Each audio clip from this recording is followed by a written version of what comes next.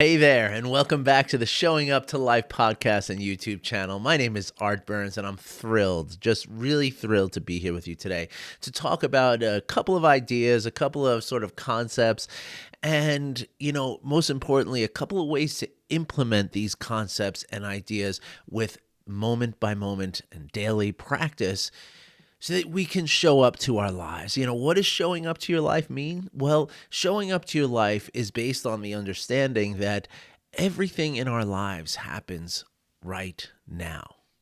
Right? That nothing, and the first time I read this, I think it was an Eckhart Tolle book that I first read this. I think The Power of Now, if I remember correctly. It was the first time that anybody said the words that I read or heard that nothing will ever happen in the future. Like, I almost fell off my chair when he said that, right? Like, what do you mean nothing's ever going to happen in the future? Everything happens in the future. I mean, the future, that's what we all, like, how can nothing ever happen in the future? What does that mean even? But of course, he followed that up and he says, of course, nothing ever happened in the past. And I'm, again, just pulling my hair out saying, like, well, of course things happened in the past. I went to high school in the past. I, had girlfriends. I had friends. I had sports. I had, experiences in the past. And all that stuff happened back then. But then, of course, he tied it together with the true understanding that he's getting at, which is that everything happens, whether it is at some time in the future or it was sometime in the past. Everything that has happened and everything that ever will happen happens in the present moment. It's a profound understanding, and I, whatever I can do to make you understand this, right? Because that's the idea, right? When we're thinking about something in the future, we're not attending to what is happening now. Now, of course, a lot of times I talk here on the podcast and YouTube channel about, planning mindfully, right? It's not to say that we can't ever think about the future or that we don't ever plan for the future. Of course we do these things. We must do these things. I mean, our lives require certain levels of planning, and they always have for hundreds of thousands of years.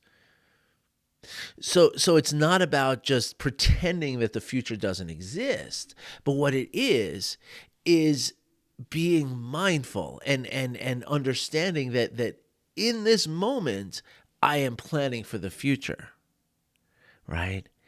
But what that doesn't mean is as I'm, mopping the floor, I'm thinking about the future, right? Even if it's a less than pleasant task, attending to that task means to attend to the present moment. If you want to think about the future, put the mop down, sit down, and attend to the present action of planning for the future. See how that works? And so this ties into what I want to talk about today, and I'll see if we have time for 2 segments or not. I'm not timing these things again, as I told you. Yesterday was a little weird. It was like we wound up with like a 7-minute second segment, so I don't know if that makes much sense. So we're going to see how it goes here today. And I offer, of course, I welcome, not offer, but I welcome any comments or any suggestions y'all might have about the formats here, just so you know, okay? But what I wanted to talk about today, so as I've told you all, I post, quasi daily, kind of like what I'm doing here now, where it has been every day for bits and pieces of time, but it's also been not every day for bits and pieces of time. But I post on social media, and I post a sort of a condensed and encapsulated, and sometimes even different topic every day from what I talk about here, right? So usually it's the same topic, just delivered in 1 to 3 minutes rather than 15 to 30 minutes, right? And so or I guess yesterday 7 minutes. But the idea here is that it seems like it's part of the deal, right? That whenever you're on social media, and this is true in my personal Facebook account and my personal Instagram, I have felt this way about those things as well. But certainly when you're on social media I don't know what they call somebody like me, influencer or something like that. I don't take on that that identity. That's just what you might call someone who posts content like I do. Content creator is another one. But the idea though is that you're always looking at how many followers you have.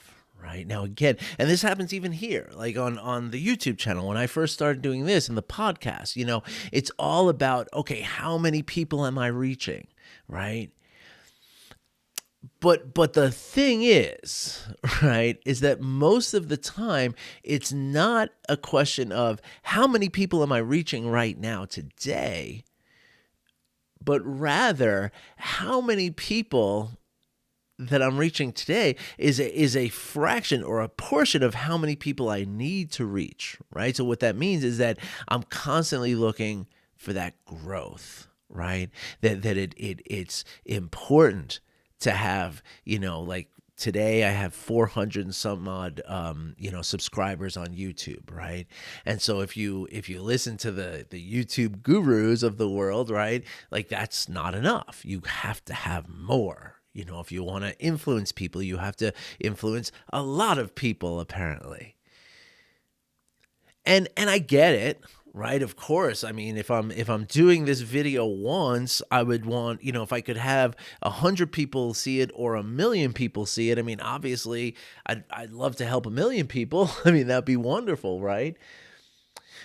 But how much of that mind of thinking about the 1,000,000 people is making me not think about the 100 that are here right now, right? And so that's what, I just did a post on TikTok saying the same thing, right? That people on TikTok every day, I feel like I see a post saying, when I get to 10,000 followers, I'm going to get a tattoo, or when I get to 100 million or 100,000 views or 1,000,000 views on this video, I'm going to do something. I'm going to give away something. I'm going to, dance around half naked or something like that. I'm not that I'm offering to do anything like that, trust me. For all of us, that's not going to happen. But the idea though is that we're thinking about that outside point at which things will finally be set, right? Like it's okay finally if I get 1,000 viewers. Now on TikTok, there is actually a specific milestone or threshold of 1,000 viewers. Now the same thing happens on YouTube, but I think on YouTube it's something like, I don't know how many it is, to be honest with you. But on a lot of these platforms, like if you have more than 1,000 followers or subscribers, they'll allow you to do a live stream, right? Which is where you get to do on the app, an actual video, right? Where people can log on and watch. And that's appealing to me, of course, because I can do guided meditations. We can do, workshop kind of things. I could do questions and answers. I mean, this could be really awesome to do that kind of stuff. And it's a boundary set up by the platform. Like I am not allowed to do it. Like the button just doesn't work for me right now because I don't have the requisite, amount of subscribers or followers or whatever it is, right? And so I get it, right? And there's a reality to all this, and that's fine, right? But again, just like planning for the future, right? Am I, sitting in the mind of thinking that what I do today only matters if I get those 1,000 people, right? Or 10,000 or 100,000 or 1,000,000 people. I mean, and there are people with millions of followers, which is just amazing. I mean, that's the power of influence that you have at that point, and the opportunity that you have to do some good stuff is, is really awesome, right?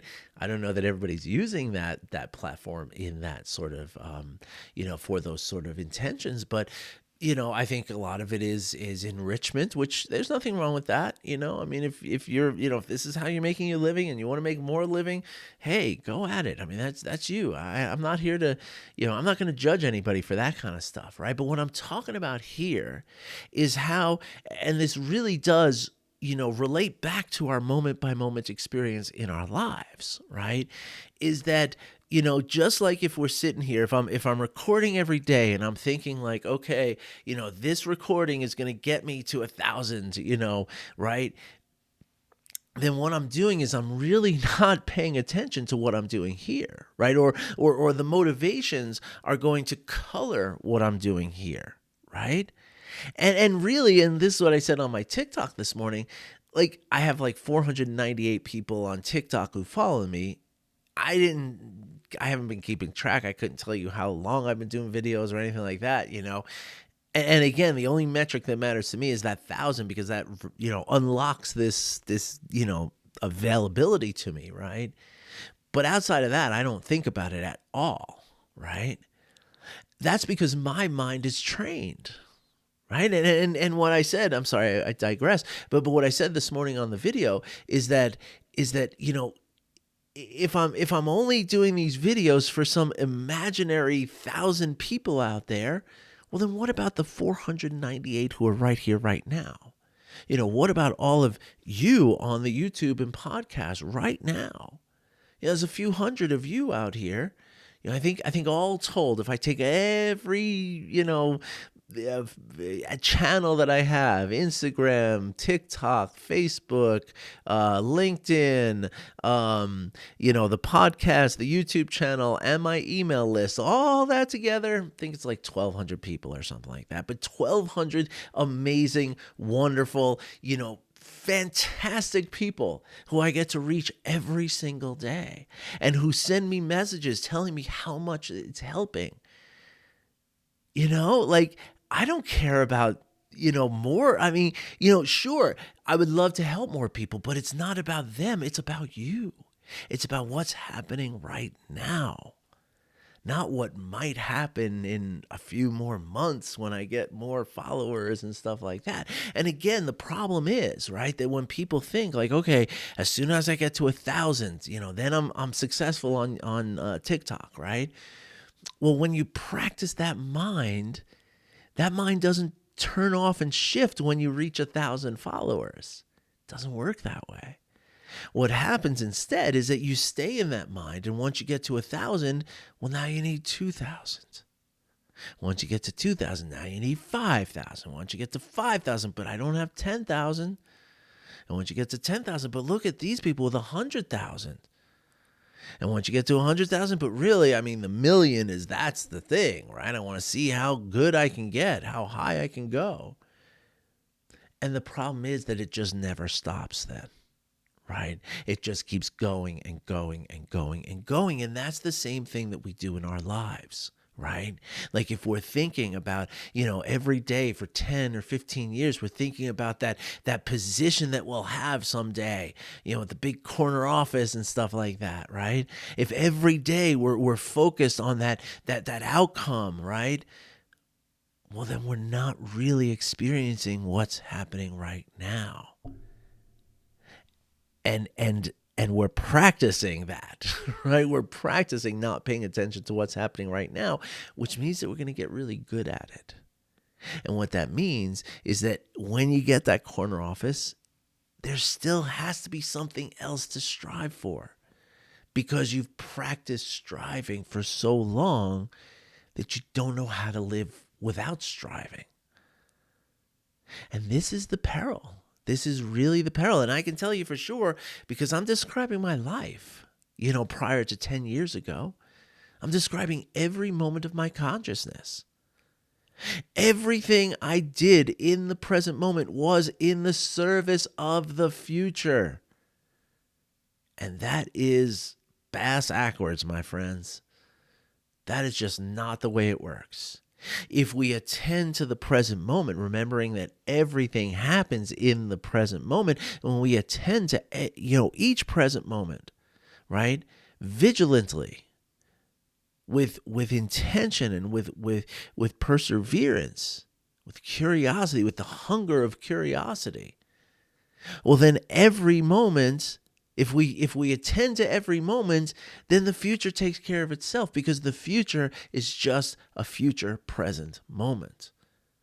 And so if I never leave the present moment, then I never have to worry about what's happening in the future or what may have happened in the past. Because as I experience the understanding of the past and the future, I do so from the grounding of the present moment.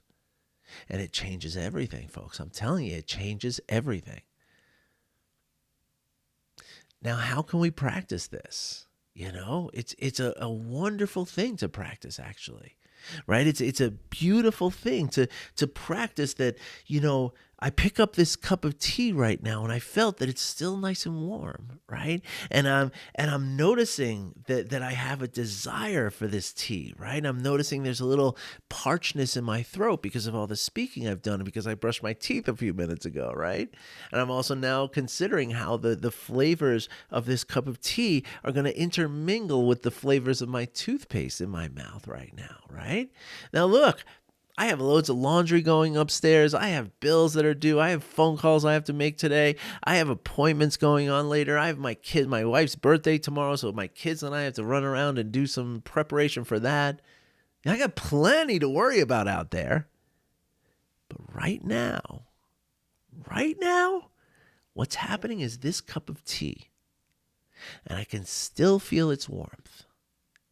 And now I've waited this long, and I can just, I can barely, and so now I'm going to bring the cup, and I'm noticing that I'm holding it with both hands, and I'm going to bring the cup to my mouth, and I'm going to taste it. And noticing that, noticing how my throat becomes quenched, and the dryness in my mouth is now, it's gone, it's alleviated, and I have this really pleasant taste now in my mouth. Plus, I know I just got a little caffeine in me. So, going out to the mall later, but again, I'm thinking about what I'm doing in the present moment that may facilitate something, beneficial in the future. Nothing wrong with that, right? I'm not worrying about the future. I'm not saying, oh man, I better get some coffee in me because I'm never going to be able to handle it. No, no, no, no, no. If I wake myself up here in the present moment, I don't have to worry about what's going on out there, right? And so, but really what it comes down to, as I just described with this cup of tea, right? There's a richness in what's happening right now. There's a beautiful richness in every given moment. The way I like to look at it is that life reaches out to us. Life reaches out and asks us to interact with it. And if we're not listening, if we're not there to heed the call, then we don't get to interact with life. All we get to do is, as Alan Watts said many, many years ago, we wind up thinking our life instead of living our life. And that's a sad, sad thing. I can't even imagine being, 75, 80 years old and looking back and thinking, gosh, I could have lived those moments. But instead, it all went by like a blur because I was constantly worrying about what was coming next. So much so that I never bothered to pay attention to what was happening now. And it's pervasive. I'll tell you what, it is pervasive. Like even like going on vacations, I can remember like, oh man, wow, I got to remember for next time to do this differently so that my vacation is more perfect. Like truly on a vacation, right? Instead of just enjoying what you have. And what you have is, as the Rolling Stones song says, right? Like, yeah, no, not everything we want is always going to be there for us. And in fact, that's the thing, right? We can examine our desire, but the reality is that in any given moment, if you check in with all that's going on, more often than not, in the present moment, you have everything you need. One of the things that I talk about in my meditations is, when we're at any given moment, we can just notice that our body is breathing. And in that moment that we notice our body is breathing, not only are we very solidly grounded into the present moment through that process of noticing the breath, but we can remind ourselves in that moment that there's more right than is wrong with me just because my breathing is happening, right? Because I know that ultimately that is the primary thing that my body needs to function on a moment by moment basis. I often tell people this too, that, I have a t-shirt that says breathe, your life depends on it, right? There's a bumper sticker that John Kabat-Zinn talks about, that breathe, breathe as though your life depends on it, because it does, right? And the idea is that, you can go hundreds of days without food, right? You can go, 3 or 4 days or 5 maybe without water, right? Before serious damage starts happening to your body, but literally hundreds of days without food.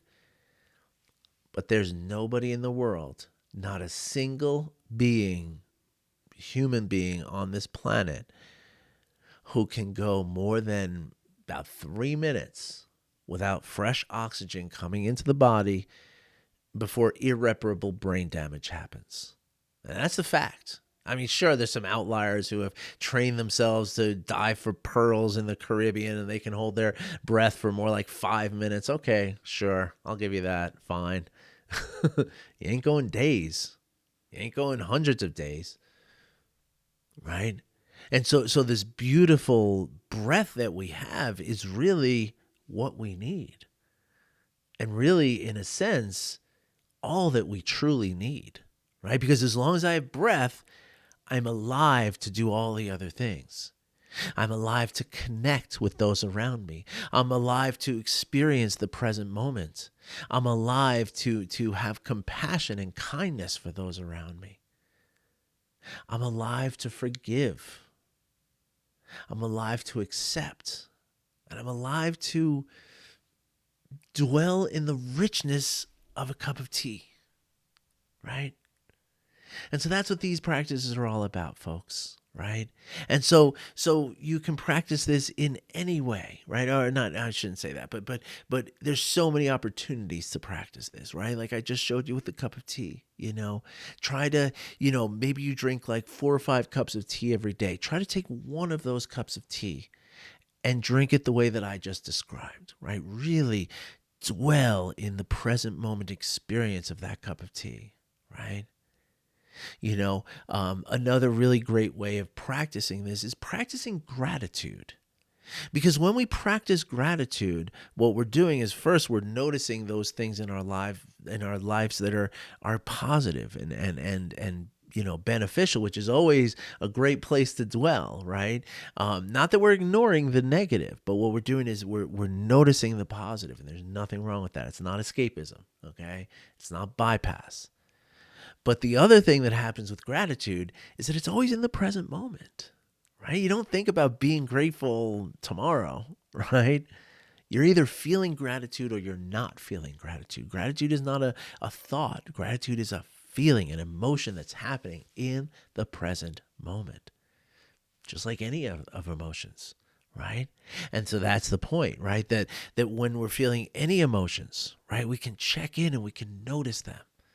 Now, one very popular practice that I use with my students and clients is what I call the pause, right? And I have a lot of other clients have, come up with different sort of acronyms about it and stuff. One popular one is SET, all right? SET, and so in the pause, what you do is you just, and in the beginning, you certainly set timers and figure out specific times when you're going to do this, 4 or 5 times a day if you can, for a few weeks, but then you start doing it without even trying to do it. And so the practice is, again, 4 or 5 times a day if you can. When the timer goes off, you simply pause what you're doing. Now, of course, yeah, I mean, if you're trying for 4 or 5 times a day, but like 2 of those times, you were on the phone with work and, you had somebody talking to you, you weren't able to do it, that's fine. That's okay. 3 times is good. Don't worry about it, right?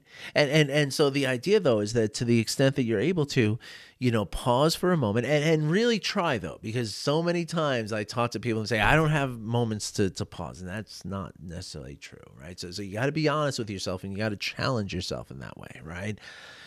But to the extent that you are truly able to, you simply pause when the timer goes on and you check in with yourself. You check in with your body. What are you feeling in your body right now? Are you feeling tired? Are you feeling energetic? You're feeling jittery? You're feeling like you need a cup of coffee? What's your body feeling like right now? Is there any soreness? Is there any stiffness? Do you feel like your legs are stiff because you've been sitting at your desk for an hour? What's going on with your body, right? And the important thing is not looking for anything specific, just accepting whatever it is that we find. Okay. And then after we check in with our body, we can check in with our emotions, right? And again, just on a top level kind of thing, right? Just like, what am I feeling right now? Am I feeling happy? Am I feeling sad? And then, kind of seeing the emotions as a mosaic, which is really the accurate way to look at it. It's very seldom that we feel just one emotion. There's always one dominant emotion, but usually there's a complex, mixture of emotions, like a mosaic, several little things that make up a big picture, right? Like, I'm angry, right? But you're also jealous, and you're afraid, and you're spiteful, and then all these other little things in there, right? So checking in and trying to see, like, right now, what are all the emotions I'm feeling? And then we go from the body to the emotions to the thoughts, right? So you can make a bet, or you can do a set, which is sensations, emotions, thoughts, right? And then the thoughts is really just checking in with, like, how fast are my thoughts running through my mind right now? And am I pulled towards something right now? Like, does my mind keep, have I been ruminating all afternoon about something? What's my mind doing right now? Where is it at? Very simply. And now in the beginning, first couple of weeks, this process might take, a minute or two, right? But as you keep doing it, it's almost like you do it in real time. You just kind of, it's almost like all this stuff is sort of in your peripheral vision after a while. And that is when you are showing up to life. So if you'd like to learn more about this, or maybe you'd like some coaching around this, well, there's a link in the description that you can book your free coaching session. And it is totally free. Like, I don't accept donations. There's nothing involved money-wise. The first session is completely paid for. You do not have to worry about a thing financially. All you got to do is show up with openness and with a commitment to you, and we'll take care of it from there. All right? And also, I want to remind everybody that on Saturday, this Saturday is the first of 12 workshops that I'm offering. It's a bit of a gruel, a bit of a grind, I should say, and I'm psyched for it. It's going to be fun. It's going to be exciting. And so this Saturday at 11:30 a.m. Mountain Time, which is 1:30 on the East Coast, 12:30 in the Central Time Zone, and 10:30 a.m. in the Pacific. Now, when you get to Europe, I think in England, it would be like 6:30 p.m. So in the Switzerland area, I think it's going to be like either 7:30 or 8:30 p.m. In Turkey, I know it will be around 10:30 p.m., I believe.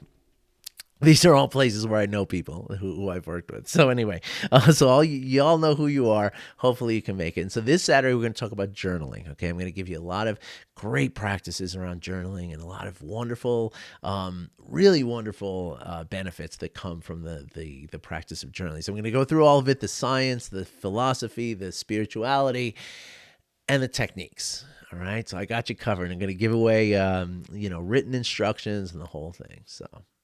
All right, everybody. Thanks for watching. Thanks for listening. I'm going to enjoy the rest of this cup of tea now, and I wish you well. And I'll be back in possibly tomorrow. We'll see. Take care, everybody. Be well.